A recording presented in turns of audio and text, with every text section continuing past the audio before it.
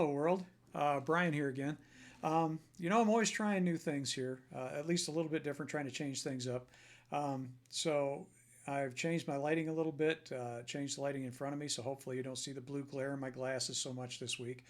Um, Always trying to kind of get things going a little bit differently and stuff. You'll notice, hopefully anyway, I got a haircut. I don't know why they call it that because you actually cut them all and not just one.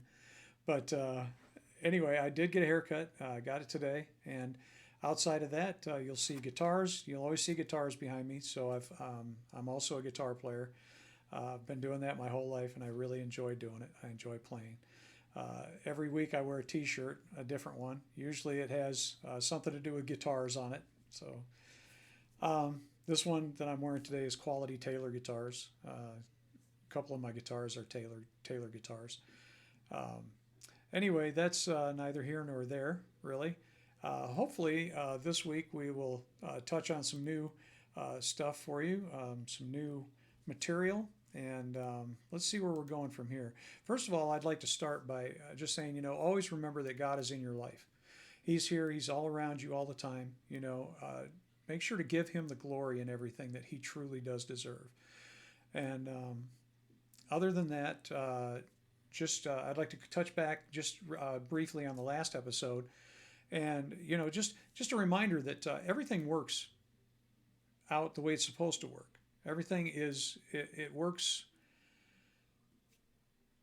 if you put God into the picture, if you understand that He's the one who created everything, um, then the math works. All the math works. Everything works 100%. Once it is understood and you put Him into the equation, everything works out like it's supposed to. The idea that the universe, this whole Big Bang thing happened, and that the universe uh, came about from a big cosmic accident is uh, pretty much about a 0% probability. It just simply didn't happen that way. It couldn't have. So that was pretty much the last episode. We went over Genesis 1 through 10, I think it was. 1 through 10. And and then we touched on the Big Bang Theory, not the TV sitcom, but the actual Big Bang Theory. So in this episode, we're in number 4 now. So I'm going to touch on creationism versus evolution somewhat. And, not totally in depth into this thing, but because that would take like forever to go through.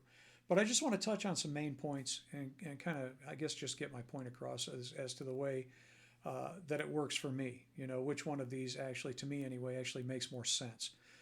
So let's start with creationism. I'd like to start out by reading directly from the King James Version of the Bible, Genesis 1:11 through the rest of creation in Genesis at this point, through 2:1, I think it is. So let's start with that. So rather than saying, I'm not going to say 1:11, 1:12, 1:12, I'll just say 11, 12, 13, etc. We understand that we're in Genesis 1 here. So Genesis 1:11, and God said, "Let the earth bring forth grass, the herb yielding seed, and the fruit tree yielding fruit after its kind, whose seed is in itself upon the earth," and it was so. 12. And the earth brought forth grass, and herb yielding seed after its kind, after his kind, and the tree yielding fruit, whose seed was in itself after his kind. And God saw that it was good. 13. And the evening and the morning were the third day. So we just finished the third day here, and God, being the brilliant scientist that He really is, He created all of the trees and fruit trees and grasses and herbs and everything on the planet, right? Every plant life that you can think of, He created it, but He created it rather than having to come back to it all the time and recreate it and recreate it and recreate it every time it would die out. He created it so that it would recreate itself, hence the whole thing about seeding. So that to me is just genius. It's brilliant. And it was not an accident. I'm absolutely sure of that. Anyway, let's move on. 14. And God said, "Let there be lights in the firmament of the heaven to divide the day from the night, and let them be for signs and for seasons and for days and years. 15. And let them be for lights in the firmament of the heaven to give light upon the earth. And it was so. 16. And God made two great lights, the greater light to rule the day, and the lesser light to rule the night. He made the stars also. 17. And God set them in the firmament of the heaven to give light upon the earth. 18. And to rule over the day and over the night, and to divide the light from the darkness. And God saw that it was good. 19. And the evening and the morning were the fourth day. So now God has created a situation where he's basically created linear time. All of these things that we can reference, the different lights in the sky, the sun, the moon, the stars, etc. We can, as humans, he hasn't created man yet, but at this point he's created linear time so that when he does create man, man will have a reference point for the time that he goes through. You know, the years, the months, the days, etc. And it's all based on these different lights, the sun, the moon, the stars, etc. So let's move on then. 20. And God said, let the waters bring forth abundantly the moving creature that has life, and fowl that it may fly above the earth in the open firmament of heaven. So we now have birds and water creatures. 21. And God created great whales and every living creature that moves, which the waters brought forth abundantly, after their kind, and every winged fowl after his kind. And God saw that it was good. 22. And God blessed them, saying, be fruitful and multiply, and fill the waters in the sea, and let fowl multiply in the earth. 23. And the evening and the morning were the fifth day. So now at this point, he's created life. And in creating life, he created life much the same way as he created the herbs and trees and stuff like that, right? He created them so that they would seed and recreate themselves. Well, he did the same thing with these creatures that he's brought forth on the planet now, on the earth, in that they are now able to recreate themselves so that if anything happens to them or they die, he doesn't have to recreate these animals all over again and keep repopulating the earth. They do it themselves. So he's created this chain of events now that just keeps happening and happening, and it recreates itself. Ecosystems. So now we've got the fifth day. The fifth day is done. So now we're moving into the sixth day, and number 124, Genesis 1:24. And God said, let the earth bring forth the living creature after his kind, cattle, the creeping thing, the beast of the earth after his kind, and it was so. 25. And God made the beast of the earth after his kind, and cattle after their kind, and everything that creeps upon the earth after his kind. And God saw that it was good. 26. And God said, now at this point, up to this point now, he has created living creatures on the land at this point. So he's got the beasts of the earth, animals, mammals, things that are on the dry land. I would imagine insects and anything that is, snakes, reptiles, everything that's on the dry land is now what he's created. So now we're moving into Genesis 1:26. And God said, let us make man in our image, after our likeness, and let them have dominion over the fish of the sea, and over the fowl of the air, and over the cattle, and over all the earth, and over every creeping thing that creeps upon the earth. 27. So God created man in his own image. In the image of God created he him. Male and female created he them. And God blessed them, and God said to them, be fruitful and multiply, and replenish the earth, and subdue it, and have dominion over the fish of the sea, and over the fowl of the air, and over every little living thing that moves upon the earth. 29. And God said, behold, I have given you every herb bearing seed, which is upon the face of all the earth, and every tree in the which is the fruit of a tree yielding seed. To you it shall be for meat. So we've got, at this point, the intent was that the fruit of the trees and the herbs and whatnot on the earth would be food for man. That would be his food, not animals at this point.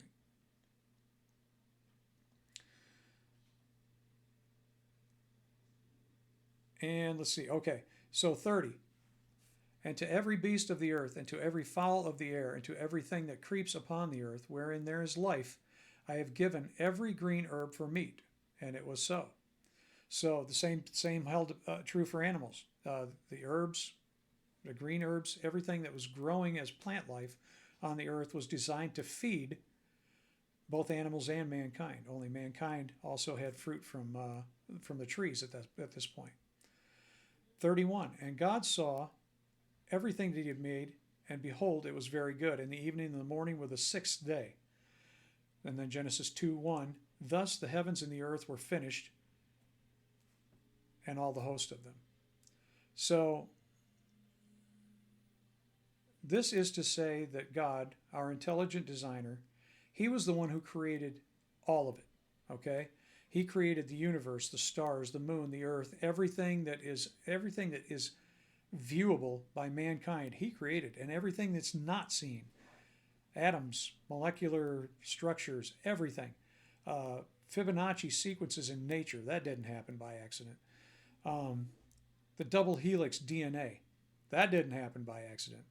This God thought of everything, top to bottom, and he created every single bit of it. This is, and I do believe that. I firmly believe that, because once again, you can't take 0% probabilities and make them true. It just doesn't work. So,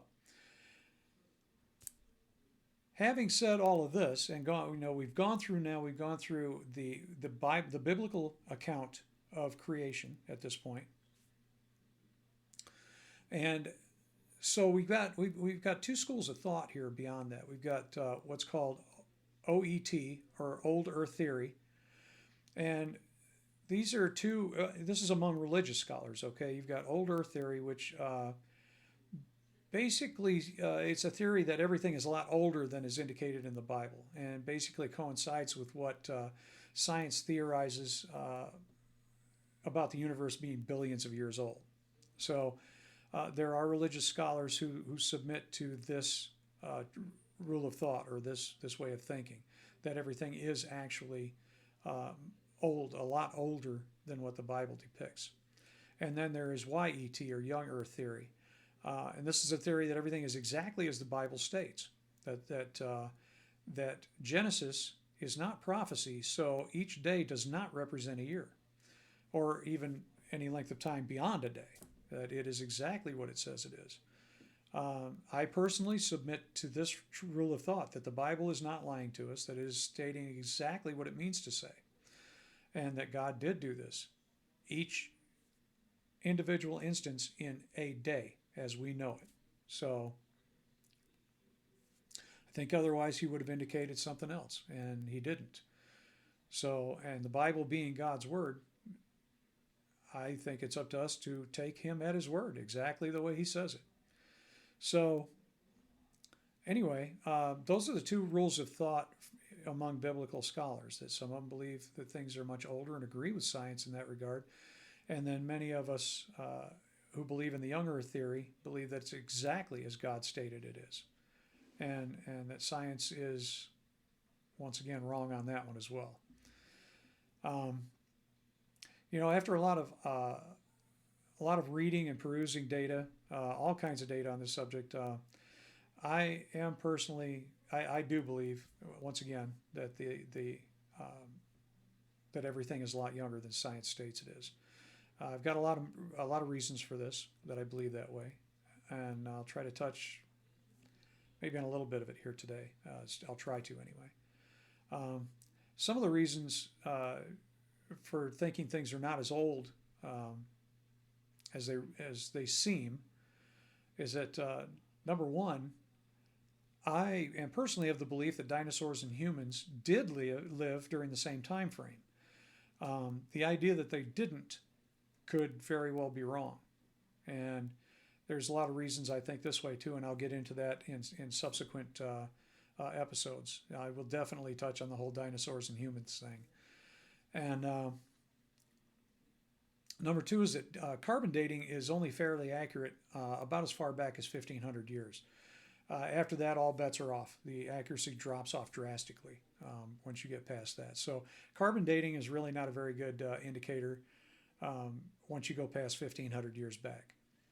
Um, and three, both oil and diamonds can be manufactured in a matter of months using basically the same techniques as what nature did to create them. So, the idea that these are millions, that diamonds and oil, that it takes millions of years to create these things, may not necessarily be true. So, it's, I can't honestly say that I'm 100% right about that or wrong about it, but I can say that I don't think that it takes that long to create these things. Not when modern medicine or modern science rather can create both in just a matter of months. Same thing with petrification. Petrified wood and that kind of thing doesn't really require millions of years. It can be accomplished actually rather quickly using various methods today. So I mean, you can take a piece of a tree and you can petrify it. So it's not like this is uh, something that takes millions of years to do either. Um, Basically, I'm finding out in my studies anyway that I don't believe that all of these things that we've been taught that supposedly require millions of years to produce take anywhere near that long. It just doesn't seem to me like that's the case.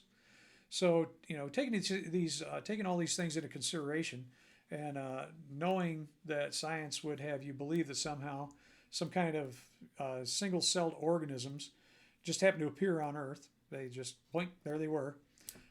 Same as the singularity in the Big Bang Theory, just blink, there it was, right in the middle of nothing, right?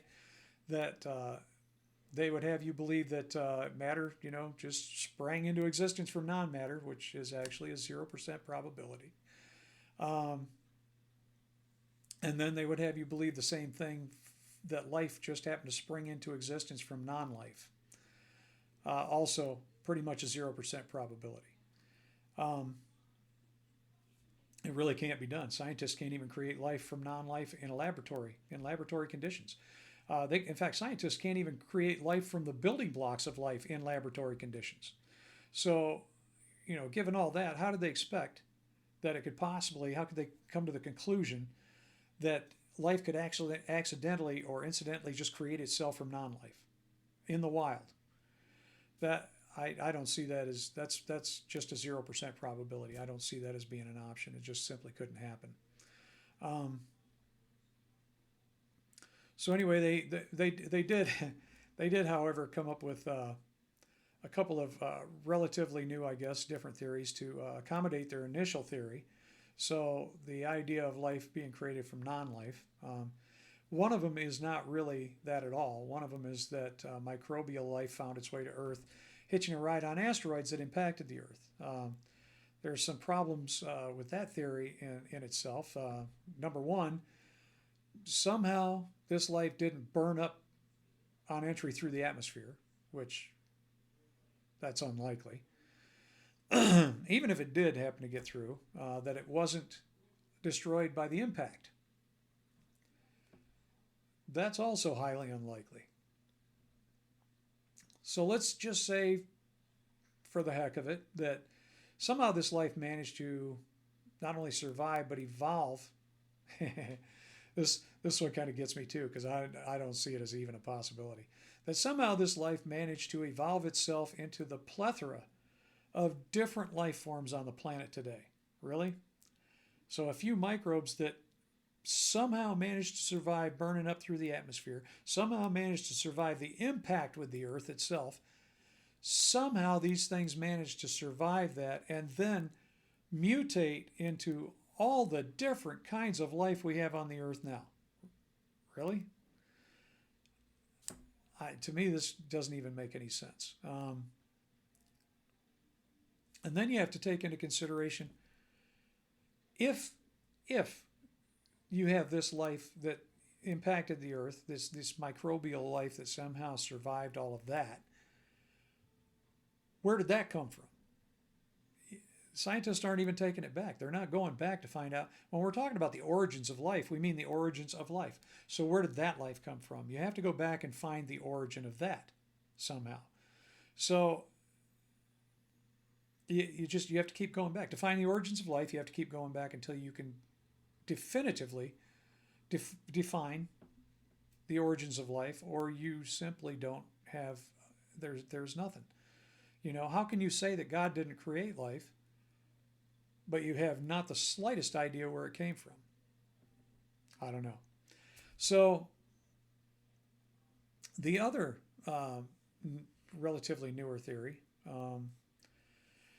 is that science is of another opinion, that they believe that if you have the right combination of water, oxygen, and sunlight, that life will just spontaneously happen. Now, I really can't get on board with that one either, because without any life to begin with would also mean you have no microbial life in the water whatsoever. There's nothing to build on.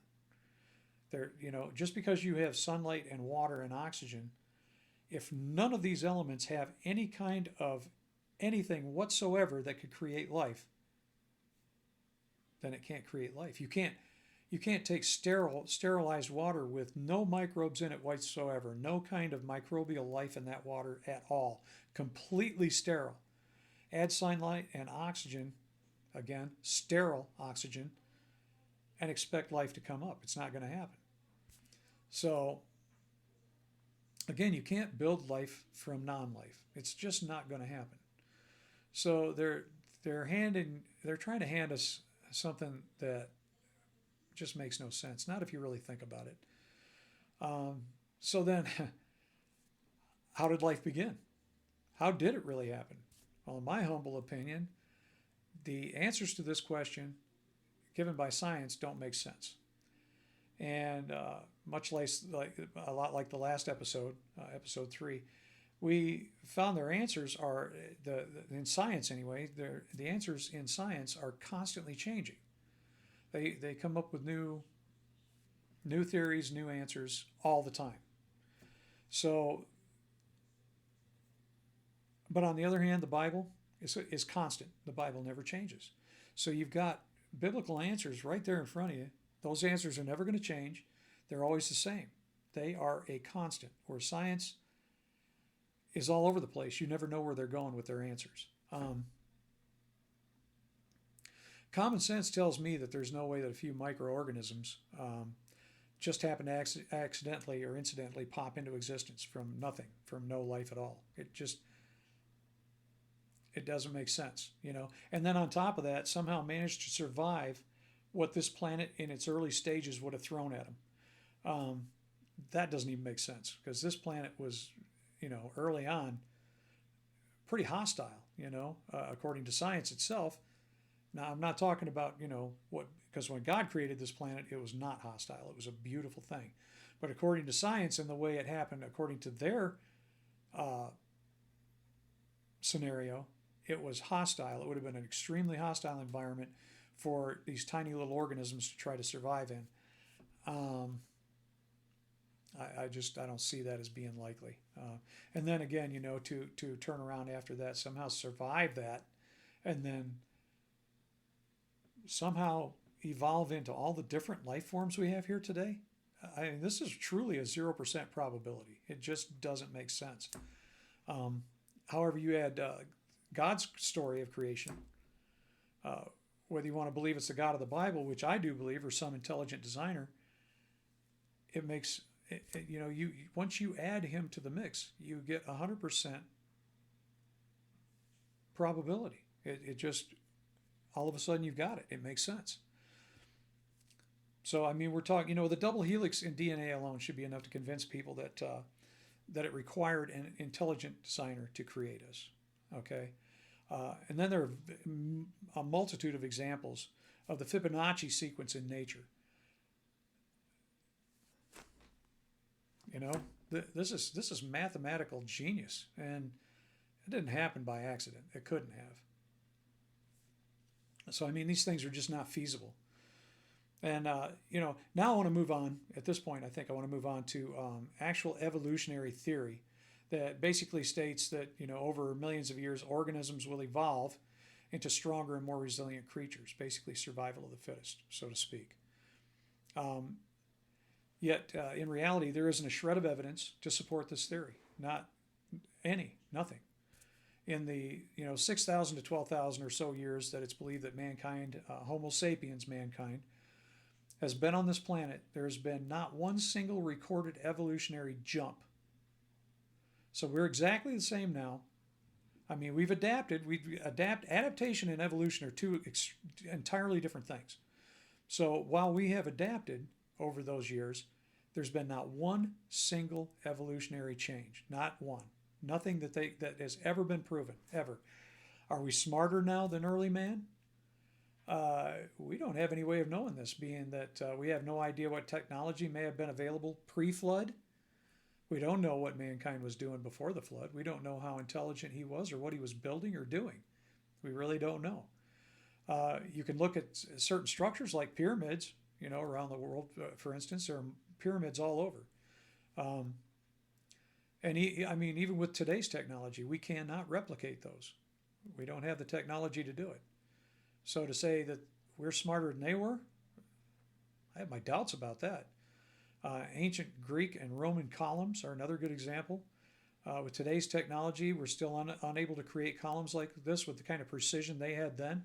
I mean, you got, where they would fit the two, they'd fit two pieces of a column together. You can't get a piece of paper between that. And that kind of precision is absolutely amazing. So to say that we're better now, that our technology is better, I have my doubts about that, very much so. In fact, the reality is there are absolutely no creatures on this planet with any history that can be proven to have been any kind of an evolutionary jump whatsoever. Nothing. There's been no recorded incident, no recorded anything that any creature on this planet has ever had an evolutionary jump to a better version of the same creature. Nothing. So this is the biggest reason I can't believe it, is because there's simply nothing. There's nothing there. They had they found a skull somewhere in Australia or New Zealand rather. They found a skull that they believed was maybe the missing link. Turned out to be just simply a different form of hominid. They named it Lucy. It was a skull, a few scattered bones, and it was mostly teeth, as it turns out from that story. So even that was not an evolutionary jump. It was not the missing link. It was simply a different form of hominid altogether. And so that's what they came up with that one.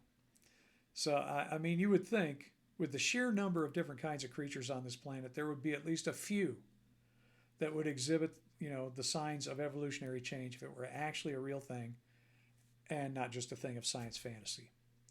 But there's nothing. There's absolutely nothing.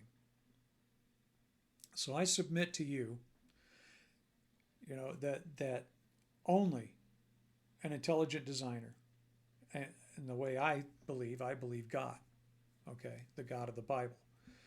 But if you want to go with intelligent designer, that of course is up to you. But I submit to you that only an intelligent designer could have created the universe, the earth, and all the life contained in this earth. I believe that there's simply no way that it could have happened as yet a second 0% cosmic accident probability. Okay? It just, right now, at this point, we're looking at two. This is what science wants you to believe. They want you to believe two 0% probabilities occurred. To me, I choose not to believe two 0% probabilities occurred because it simply doesn't make sense. So if you take the Big Bang, which really had a 0% chance of occurring as a cosmic accident, and then couple that with the beginning of life, also really a 0% chance of having happened by accident. And then couple that again with evolutionary change as something that happens without intelligent assistance, okay? That it was also just accidental. This would be yet another 0%, or at least near a 0% chance of happening or probability. So we're looking at scientific theory holding to basically a whopping near 0% probability of being correct in three, not just two, three different categories here, three different areas. You add God to the mix, and all of it becomes an easy 100%. So I'll say this, I'll say this again. We need to continue to always question the science, not just follow the science. Following the science doesn't make sense. Following the science would leave us in the dark ages still. We'd believe the earth was flat. None of it, we wouldn't have anything. We wouldn't have the internet. We wouldn't have cars. We wouldn't have boats. We wouldn't have planes. We wouldn't have gasoline. We literally wouldn't have anything that we have today if we just followed the science. By questioning the science, every single breakthrough that's ever happened in science has happened because people questioned it. So we should always question the science and not just simply believe it. So again, for this episode, we can take the words of Arthur Conan Doyle through Sherlock Holmes, who stated, "When you have eliminated the impossible, whatever remains, however improbable, must be the truth." So again, I submit to you that while we cannot through science definitively state without any doubt whatsoever that God was our creator, saying through science, we most certainly cannot with any certainty agree with science, who between last episode and this episode are batting a whole whopping zero. So 0% probability for the Big Bang, 0% probability that life created itself from non-life, and 0% probability, or near 0% probability, that evolution is a valid theory. So next episode, I am going to get more into the stability of our universe and solar system and why I believe this to also be controlled by God. So until then, be safe, be kind to others, love your family, love your friends, and those close to you, and love God and His only begotten Son, Jesus Christ. Have a wonderful week, and I look forward to seeing you again with the next episode. Also, with this last thing, with this episode, I am going to put out a link to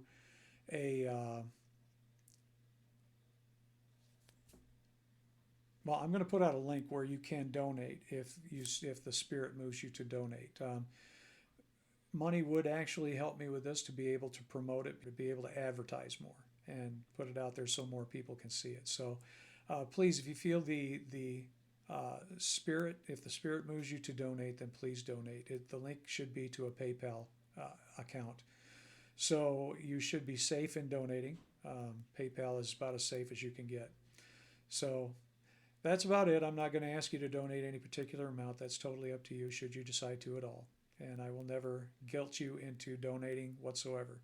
This is the message itself is what God intended it to be. It's free for everyone. So hopefully you get something out of this. And until the next time, you all have a wonderful, beautiful week. And I look forward to talking to you again. Bye-bye.